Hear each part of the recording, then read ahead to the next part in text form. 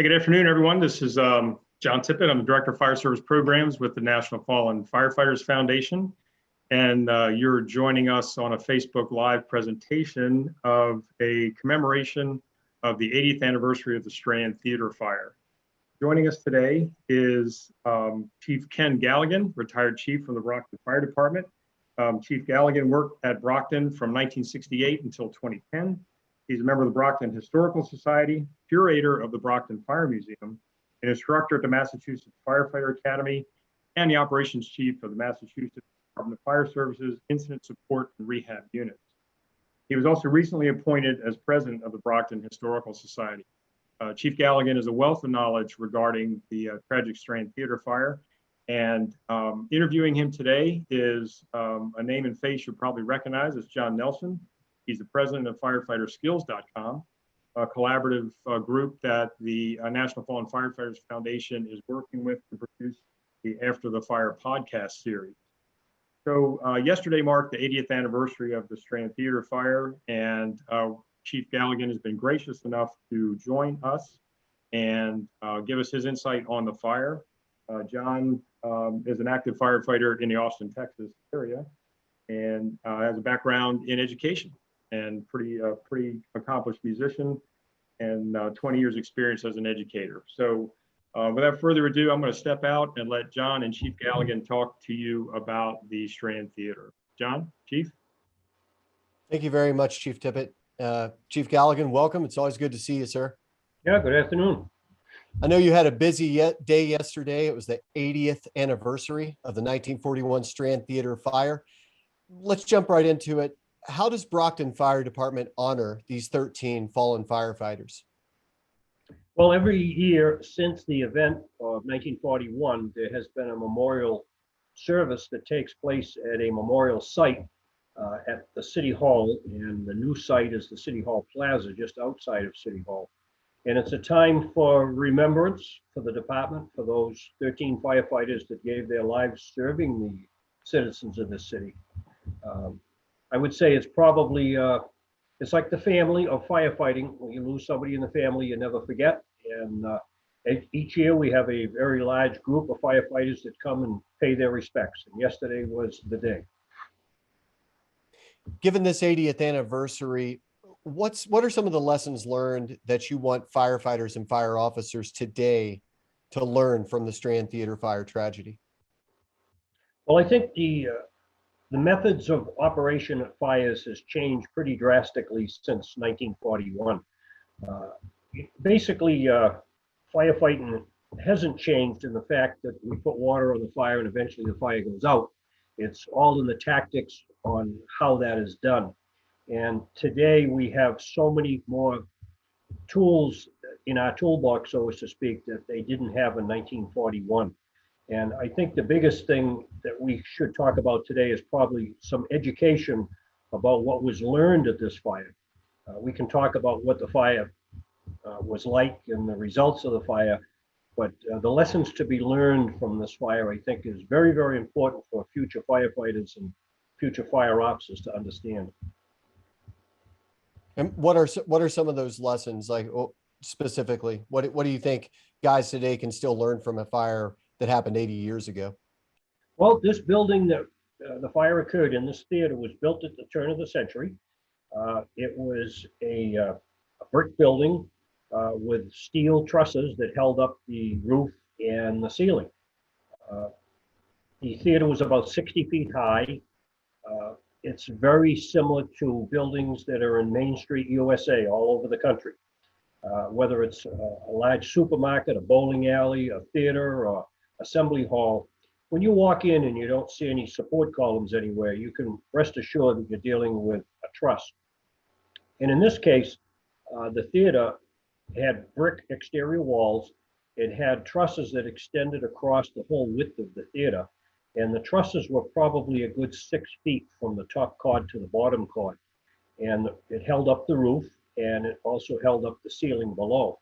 So the fire, when it occurred, started in the cellar of the theater. And when it was detected, it appears as though the fire had pretty good headway. It had extended up in the walls. The walls were covered with wire lath and plaster, which is a very difficult type of wall to open up to get at a fire. But it traveled in the void space between the wire lath and the plaster and the brick. It extended up into the attic space, and that transom area up over the ceiling, which was formed by the trusses.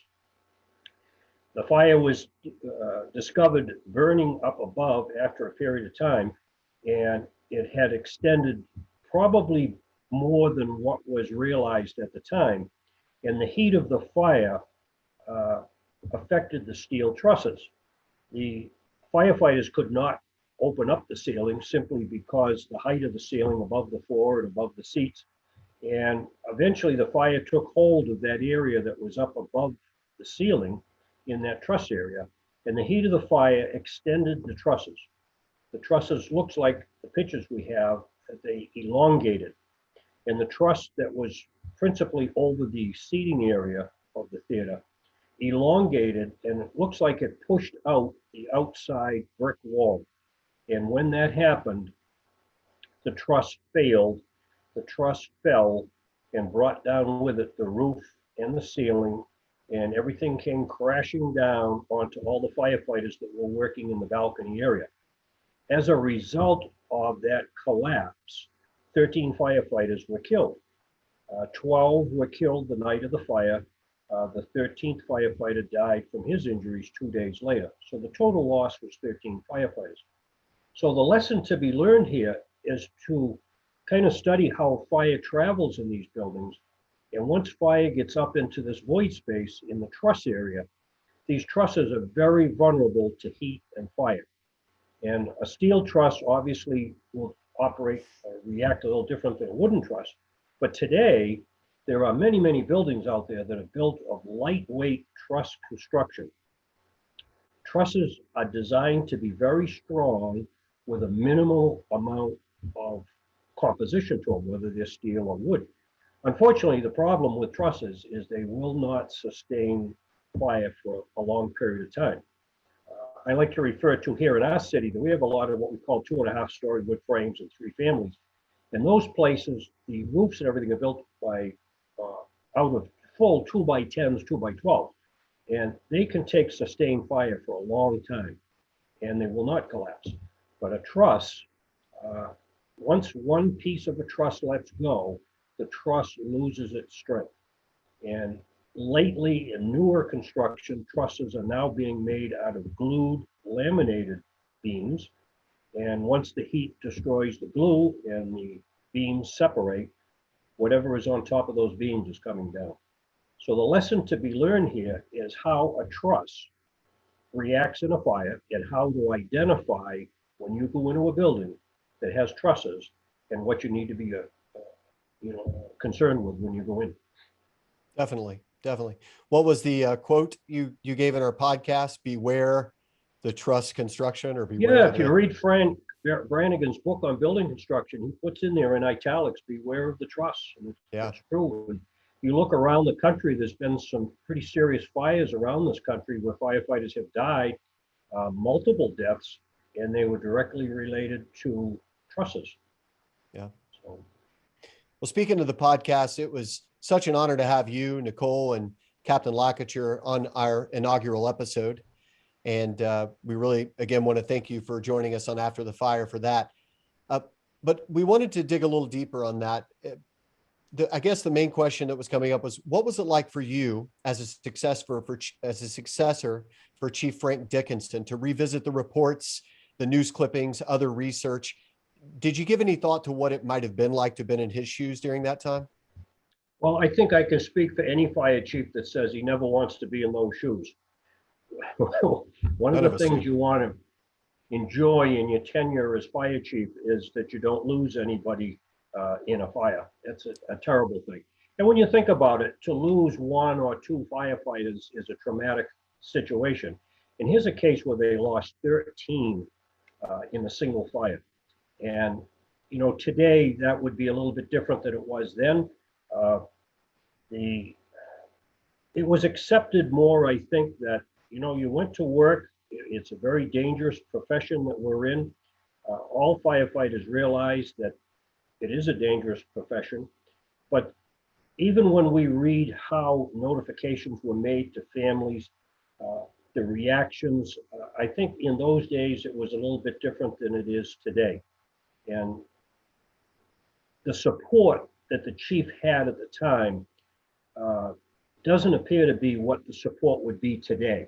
In other words, I think chief officers today and communities rally around one another and support one another very, very strongly today. The incident command system, where a chief can sector off different parts of a fire and somebody's on floor 2, floor 3, the basement. In those days, the chief pretty much ran everything by himself. And today that has changed drastically. I think the incident command system is probably one of the biggest steps that we've taken for chief officers to try to sector things out. So in those days, in 1941, I think the chief pretty much was the guy that ran the fire, and how much communication there was. Of course, there was no portable radios. Where people were working in the building, the responsibility of companies to be where they're supposed to be. Who knows, how well that worked in those days. Today, there's a lot more accountability, I think. Definitely, and a lot more support at the NFFF. I mean, we have things from the federal level all the way down that are in place now that weren't back then. So definitely a lot of things that are a lot different.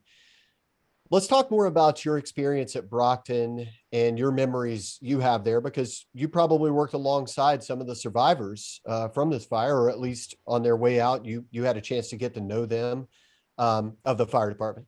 So please share that with us. What are some of your memories being a Brockton firefighter and interacting with some of these survivors?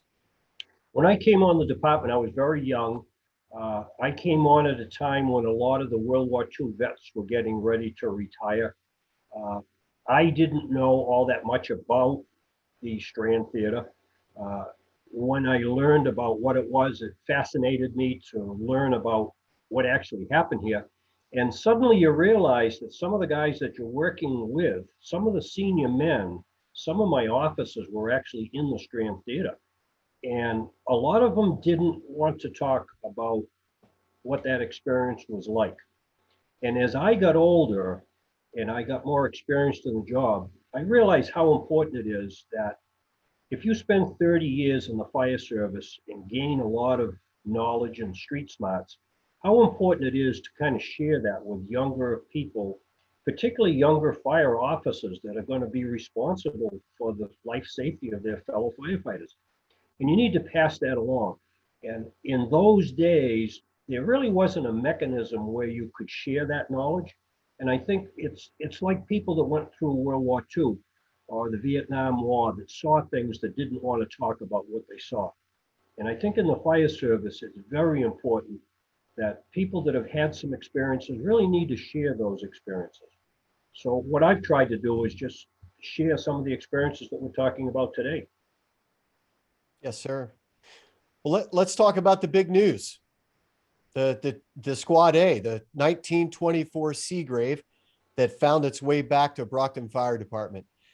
We know that several of the men that were on the 1941 Strand Theater fire that lost their lives that day were part of Squad A, but the apparatus is still around. It's still running. Can you tell us anything about the truck's history after it returned from the fire that night specifically? And then how did Brockton rebuild that company since some of those Squad A men were lost, if you can speak to that? And how long did that 1924 apparatus stay in service? Are there any legends to the truck about it being jinxed? Please share anything you know about that. Well, it's hard to believe that a truck that's almost 100 years old has been found and we can drive it down the street. The condition's remarkable. Yeah, it's amazing. So actually, Squad A was formed back in 1909, and it was a manpower company to supplement the steamers and the ladder trucks. And it evolved into a engine rescue type operation today. So they had a 1924 Seagrave, what they called the chemical car. and it did not have a pump on it at the time. You had a chemical tank with sodium bicarbonate and sulfuric acid. You mixed the two, and it had a 40-gallon tank and a carry hose. And the crew, really, when they went into a building fire, used 2.5-inch lines and whatever from the engine company. So this piece was in service in 1924. It was in service until 1948, when it was replaced by another Seagrave pumping engine, actually with a 750-gallon pump on it.